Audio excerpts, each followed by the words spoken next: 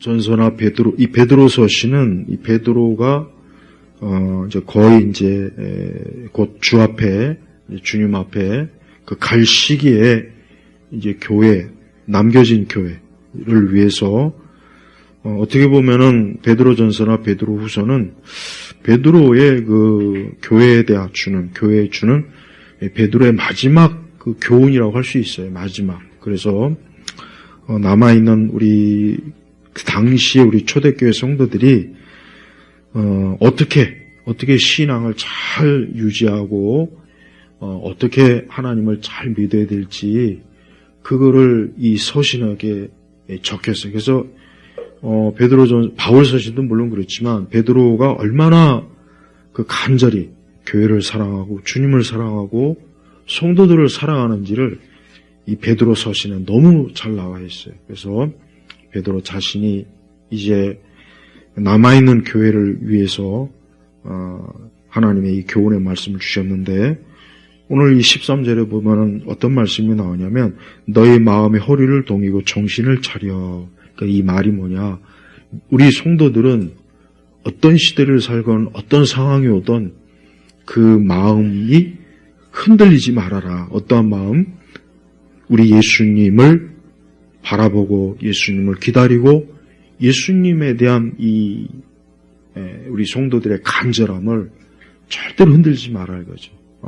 그래서 마음의 허리를 동이고, 그러니까 마음을 단단히 먹어라. 단단히 먹어라. 앞으로 믿는 우리 성도 교회에 많은 핍박이 이제 올 것이고 어려움이 올 것이지만 그때 마음이 흔들리면 안 된다 이거죠. 그래서 마음의 허리를 동이고, 그러니까 우리가 허리띠를 졸라맨다는 표현이 있잖아요. 그 표현이, 그러니까 마음을 흔들리지 말아라.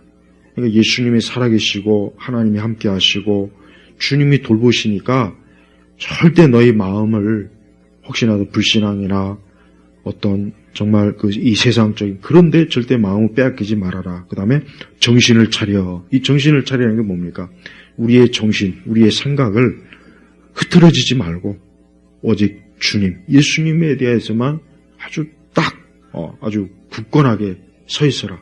그러니까 베드로 사도가 이런 그 말씀을 한 이유는 그것은 그만큼 성도들이 어때요? 마음이 그 생각이 어때요? 흐트러질 수가 있으니까. 왜? 우리가 이 세상을 살다 보면 우리 마음의 생각이 흐트러질 때가 많이 있죠. 어려울 때가 많이 있단 말이에요. 그럴 때마다 오늘 이 말씀처럼 그래, 내가 내 마음을 단단히 먹어야지. 또 정신을 차려야지. 지금이 때가 어느 때인데, 지금이 어떠한 상황인데 내가 이렇게 신앙이나 믿음의 정신줄 놓고 있으면 안 되지. 아니 이런 굳건한 마음을 가지고 있어야 돼요. 그러면서 엄청난 소망을 줘요. 그러니까 우리 기독교는 그저 막연히 걱정하지 말아라. 괜찮아. 막연히 그런 게 아니에요.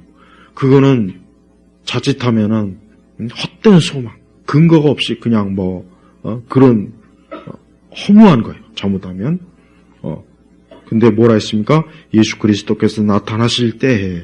그러니까 예수님이 이제 오실 거니까 예수님께서 장차 우리 성도들을 대면할 거니까 그때가 있기 때문에 절대 우리 성도들이 마음이나 생각이 절대 흔들리면 안 되고 딴 데 분산돼서도 안 되고 시험에 들지 않도록 또 항상 정신을 바로 차리고, 그래서 어느 때보다도 그리스도인은 항상 예수님에 대한 이 믿음, 주님이 맞이할 그때를 생각하면서 어때요? 받을 은혜를 끝까지 바라보아라. 끝까지.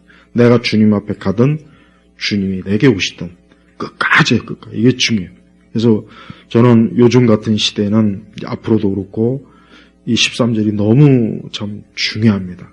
이런 말씀처럼 우리가 지금 살아야 되고 앞으로 반드시 그래야 돼요. 그래서 14절에 너희는 순종하는 자녀로서 전에 알지 못하던 때에 따르던 정욕을 본받지 말고 그랬죠. 전에 알지 못하던 때가 언제냐면 예수님을 알지 못한 때, 예수님을 믿지 않던 그때죠.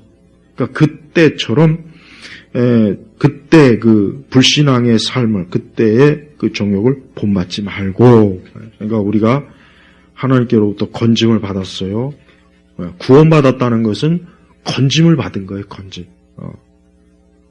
이번에 그 산불이 참 많이 났어요. 그 산불에서 그 사방에 막 불이 났을 때, 어디 진짜 막 불이 막 사방에 있으면 어떻게 합니까? 진짜 큰일 나죠. 근데 다행히 어떤 사람이 나를 건져냈어요. 그러니까 내가 산 거예요, 산 거. 바로 그거예요. 그러니까 하나님께서는 우리 믿는 사람들이 이 땅과 이 세상이라고 하는 불못, 멸망할 곳, 이 장망성에서 우리를 건져내신 거예요, 건져내. 그러니까 더 이상 다시 그곳으로 가면 안 된다. 더 이상 다시 불 가운데 뛰어들면 안 된다. 더 이상 다시 너희가 옛 길로 가지 말고 끝까지 하나님을 사랑하고 그 믿는 길에서 너희가 굳건하게 서라 하면서 15절에 너희를 부르신 분께서 거룩하신 것처럼 너희도 모든 행실에 거룩한 자들이 되어라. 이는 내가 거룩하니 너희도 거룩하여라고 기록되었기 때문이다. 성경에서 말한 거룩이 뭐냐면 한마디로 얘기하면 구별되었다. 구별되었다. 딱 요거죠. 우리가 구약 성경에 보면은 이 성전의 기물이나 이 심지어 레위 지파조차들 그 사람들이 어땠습니까? 구별되었잖아요. 딱 하나님께서 하나님의 몫으로 딱 너는 내 몫이야. 너는 내 몫이니까 너는 절대 나 외에 다른 곳에 있으면 안 돼. 그러니까 이 거룩이라는 것 자체가 구별되었다는 뜻이에요. 그러니까 하나님 우리가 이렇게 알아야 돼요. 이 땅에 그렇게 많은 사람도 있고, 진짜 하나님 믿는 사람들이 저렇게 많고, 야, 근데 내가 왜 예수님을 믿었을까? 그건 내가 믿은 것이 아니라 예수님께서 나를 구별해 놓은 거예요.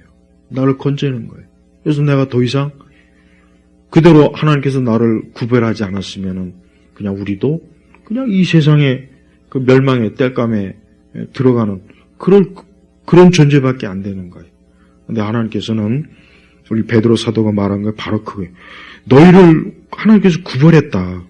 구별했으니까 너희도 항상 우리 예수님처럼 주님처럼 너희가 항상 아버지 앞에 복되게 살아야 되고 그분을 섬기고 사랑하고 늘 그 안에 거하라. 그 뜻이에요. 이 거룩이라고 하는 건 그 뜻이에요. 그 뜻. 우리가 막연하게 추상적으로 거룩이 뭐지? 거룩이 뭐 예배 잘 드리는 건가? 그것도 맞긴 한데 본질적으로 중요한 건 내가 딱 구별된 거예요. 예를 들면 만약에 예를 들면 여러분 개나 이런 거 있잖아요. 개 유기견 같은 거.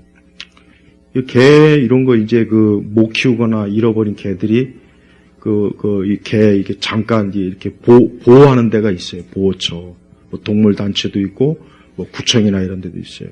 근데 그 개가 만약에 3주인가 그 이상 만약에 개가 누가 이렇게 들어가지 않으면 개는 안락사 시켜요. 안락사 시킨단 말이에요. 왜? 그걸 무한정 가지고 데리고 있을 수 없잖아요. 무한정. 또 유기견들이 또 들어오고 막 그러거든요. 요즘 뭐 사람들이 살기 어렵다고 막 개를 많이 버린대요. 자동차 태워갖고 저 먼 지방에다 그냥 이렇게 살짝 내려놓고 이렇게 많이 그런다고 하더라고요. 자, 봐요. 그러니까 그런 유기견들이 만약에 어느 누가 그 개를 이 개는 내가 분양받을 테니까 내가 데리고 갈게요. 이러지 않으면 어떻게 되냐? 3주 이상 지나면은 그냥 안락사 시켜요. 그렇게 해요. 그러니까 우리가 개 입장이라고 생각해서 우리가 개라고 생각해요. 야, 이거 빨리 나를 어떤 사람이 빨리 좀 입양에 가야 되는데 입양 안 가면은 안락사 당하는 거예요. 똑같아요. 여러분 사람은 하나님께서 우리는 바로 그거예요. 우리는 하나님께서 선택한 거예요. 그래? 내가 너를 선택했고 내가 너를 내 자녀로 입양시켜. 근데 나머지는 어떻게 해요? 나머지는 안타깝지만 멸망입니다. 이거를 우리가 반드시 알아야 돼요. 이거 왜 중요하냐? 이거는 어떤 인간의 논리나 그런 문제가 아니에요. 어떻게 그럴 수가 있습니까? 아니요. 그건 하나님께서 정하신 거기 때문에 이거는 사람이 누구도 이거는 어떻게 할 수가 없어요. 하늘의 천사도 못하는 거예요. 그러니까 우리가 이 구별되었다는 게 엄청나게 말로 다 할 수 없을 만큼 축복이고 사랑이고, 야, 내가 하나님께 구별되지 않았으면 어쩔 뻔했을까. 내 힘으로도 안 되고 내 능력으로도 안 되고, 누가 이건 뭐 정말 끔찍한 거예요. 그러니까 우리가 하나님께로부터 이렇게 구별받았다는 거, 이게 놀라운 사실이고 이게 감사할 일이고 이것만큼 큰 일이 없는 거예요. 그래서 항상 이걸 생각해야 돼요. 어떤 사람들은 내가 믿음 생활하는 것보다는 나도 좀 믿지 않는 사람들처럼 그냥 마음껏 자유롭게 좀 살면 안 될까? 나도 좀 저렇게 좀 인생을 좀 저렇게 살아야 되는 거 아닐까? 그런 생각할 수도 있을 것 같아요. 왜 하나님이 이거 하나님 믿는 게 이게 썩 그렇게 좋은 것 같지도 않아. 재미도 없고 지루하고. 믿지 않는 사람들은 뭐 내 친구들은 뭐 세상 좋은 거 다 누리는데 난 이거 뭐 이거 아닌 것 같은데, 그런 생각할 수도 있을 거예요, 아마 살다 보면. 근데 그게 아니에요. 나를 하나님이 구별하지 않았으면 어떻게 됩니까? 결국은 나는 끝나는 거예요. 진짜 끝나는 거예요. 내 모든 영원한 것이 무너지는 거예요. 무너지는 거란 말. 그러니까 우리가 하나님께 부름받았다는 거, 구별됐다는 거, 이건 100번, 1000번, 10,000번을 감사해도 이게 부족한 것입니다. 오히려 구별되지 않은 사람은 지금 그들은 아마 행복해할 거예요.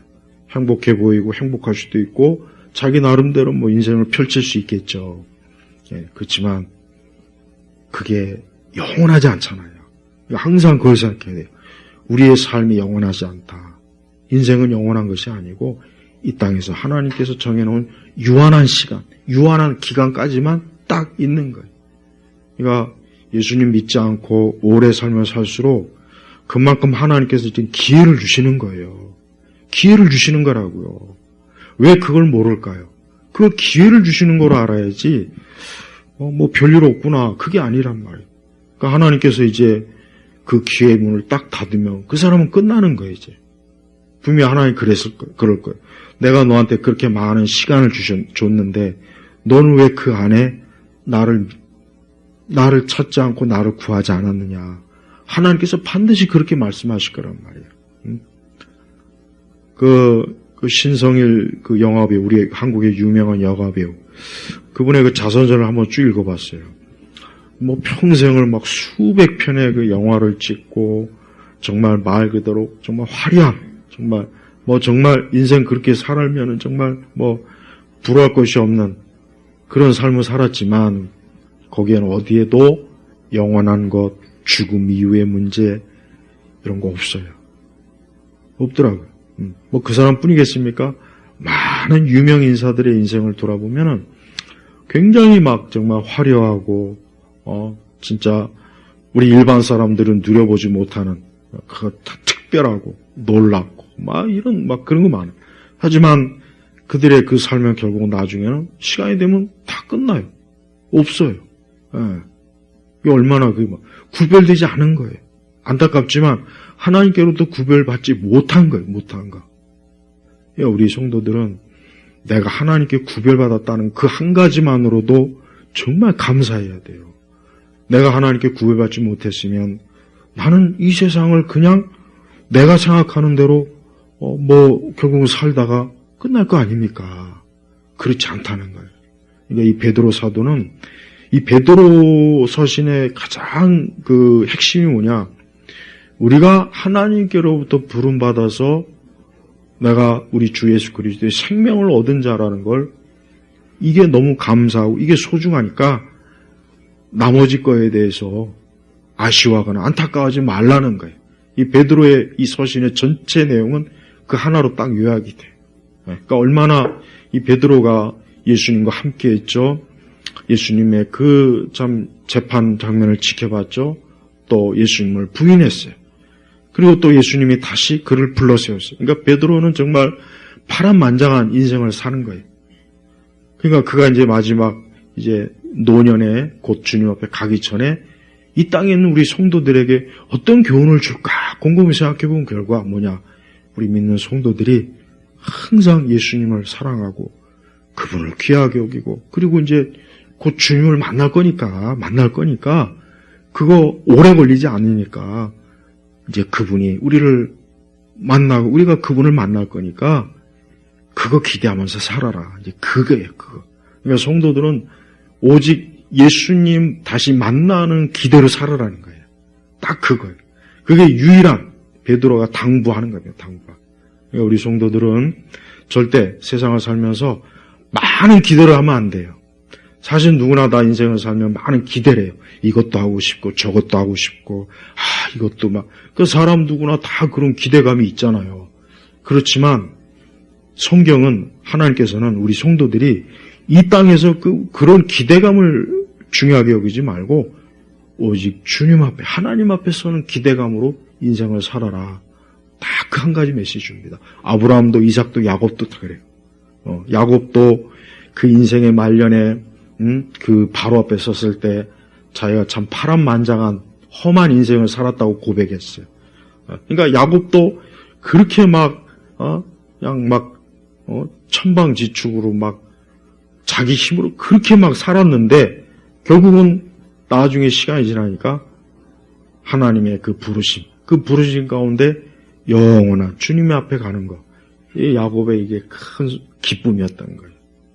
우리가 오늘도 또 내일도 우리는 이 땅과 세상이 우리가 기대하는 그런 세상이나 또 그러한 상황은 오지 않아도 우리에게 있어서는 그보다 더 중요한 게 있어. 뭐냐? 우리는 영원히 주님을 만나는 거. 그거예요. 그겁니다. 그러니까 그거로 우리가 위로를 받는 거예요. 그러니까 우리 성도들은 인생을 살면서 많은 굴곡이 있고 어려움도 있고 막 이런 게 있어요. 근데 그 모든 걸 뛰어넘는 하나님의 영원한 안식이 우리에게 예약이 돼 있어요. 딱 예약이 돼 있는 거예요. 예약. 여러분이 어떤 식당을 예약하면은 딱 시간이 되면 그 시간에 가서 그 예약된 곳에서 식사를 하죠. 똑같아요. 우리 성도들은 어린 양 혼인잔치에 예약이 돼 있어요. 예약. 거기에 여러분의 이름이 딱 그 자리에 있는 거예요. 누구. 이게 구별받은 거예요. 근데 거기에 이름이 없는 사람이 있어요. 예약이 안 된 사람이 있다고요. 그들은 바로 유기된 자, 버림받은 자예요. 버림받은 거예요. 그 예약은 내가 하는 게 아니에요. 주님께서 자신의 피로 내 이름을 어린 양 혼인잔치에 예약에 딱 이름을 적어줘요. 이것이 너의 이름, 우리의 이름이에요. 오직 그 이름이 생명책의 이름이 적힌 자만 주님과 함께하는 거예요. 그래서 우리 성도들 지금 앞으로도 더 험난하고 어렵고 그래도 내 이름은 그리스도의 신부의 그 혼인잔치에 내 이름이 예약이 돼 있다. 예약이 돼 있다. 그 한 가지. 그러니까 우리가 그 소망 가지고 사는 겁니다. 다른 거 없어요. 베드로 전후서는 전체 읽어보면은 성도들에겐 다른 소망이 없고 오직 주님과 함께하는 소망만 유일한 소망이라는 걸 베드로가 계속 줄기차게 얘기합니다. 얼마나 다른 사람도 아니고 베드로가 이런 얘기를 했다면 성령의 감동으로 이건 정말 중요하기 때문에 그러는 거예요. 그러니까 오늘 우리 성도들도 13절에 특히 너희가 받을 은혜를 끝까지 바라보아라는 이 말씀을 기억하고 주님 사모하는 그런 삶을 사시기 바랍니다. 기도하겠습니다. 하나님 아버지 감사합니다. 우리의 마음과 생각을 언제나 예수님께 고정시키고 장차 주님 나타나실 그때 우리 주님이 우리에게 주실 그 놀라운 영원한 은혜를 사모하며 이 땅에서 구별받은 자로서 선택받은 자로서 온전히 복되게 살아갈 수 있도록 우리를 항상 지켜주시고 보호해 주옵소서. 우리 교우들 마음을 위로하시고 그 생각을 붙잡으시고 우리 온 성도들 이제 또 4월달입니다. 이번 한 달 내내 복되고 귀하고 즐거운 또 한 달이 주님과 함께하는 또 한 달이 되게 하소서. 감사드리며 우리 주 예수 그리스도의 이름으로 기도 올렸습니다. 아멘.